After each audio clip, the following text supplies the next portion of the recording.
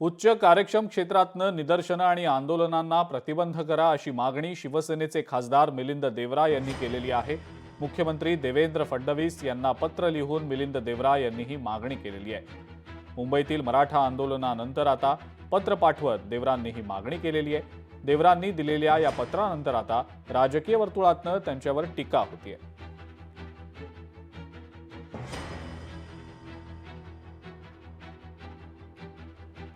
टीकेची झोड उठल्यानंतर मिलिंद देवरा यांनी या संदर्भात आपल्या सोशल मीडिया अकाउंट्सवर स्पष्टीकरण देखील दिलंय। आपण ते देखील पाहूया।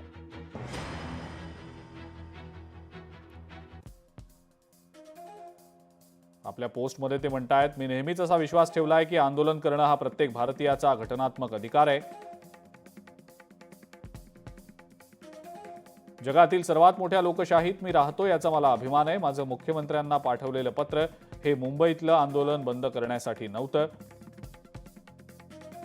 तर ती शिस्तबद्ध पद्धतीनं व्हावीत। रोजंदारी करून आपल्या कुटुंबाचा उदरनिर्वाह करणाऱ्या सर्वसामान्य मुंबईकरांना त्रास होऊ नये यासाठी होतं। मी सांगू इच्छितो की दररोज किमान 2दा खोटं बोलणाऱ्या, मानसिक उपचारांची तातडीनं गरज असलेल्या आणि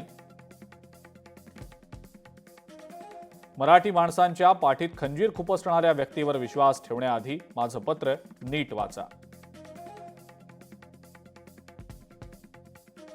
दक्षिण मुंबई असेल, उत्तर मुंबई असेल, ईशान्य मुंबई असेल, मुंबईचं कुठलंही टोक असेल, कोपरा असेल, जर महाराष्ट्राच्या कानाकोपऱ्यातून मराठी माणसाला आपले प्रश्न मांडण्यासाठी यायचं असेल मुंबईत, त्याला रोखण्याची हिंमत यांच्या बापात नाही, कोणात नाही। म्हणून तर आम्ही त्यांना पाठिंबा दिला। तुम्ही मुंबईचे मालक आहात की तुम्ही धनिकांचे प्रतिनिधी आहात? मिलिंद देवरांच्या भूमिकेविषयी त्यांच्या नेत्यांचं मत काय आहे हे मराठी माणसाला समजून घ्यायला आवडेल। तुम्ही मराठी माणसाला मुंबई येऊ नका म्हणताय, आम्ही आंदोलन करू नाही तर हैदोस घालू। मिलिंद देवरांचा जन्म हा जे व्यवस्थित झालाय, ज्या घरात झालाय, त्या घरात कचरा, पाणी, काम करायला माणसं, 24 तास म्हणजे सोन्याचा चमचा घेऊन आलेल्या माणसाला आंदोलनाचं काय माहिती असणार? कुठल्या आंदोलनात मिलिंद देवरा कधी दिसलाय का?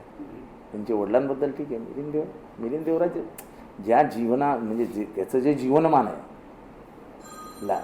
लाईफस्टाईल आहे, त्याच्यानुसार त्यांनी पत्र लिहिलं आहे। काय त्याच्यात मोठं? मुंबई पोलिसांनी अत्यंत संयमपणे आणि शांतपणे हे संपूर्ण आंदोलन कुठेही न चिघळता, कुठेही लोकांना त्रास न होता हे व्यवस्थितरित्या मुंबई पोलिसांनी हाताळलं।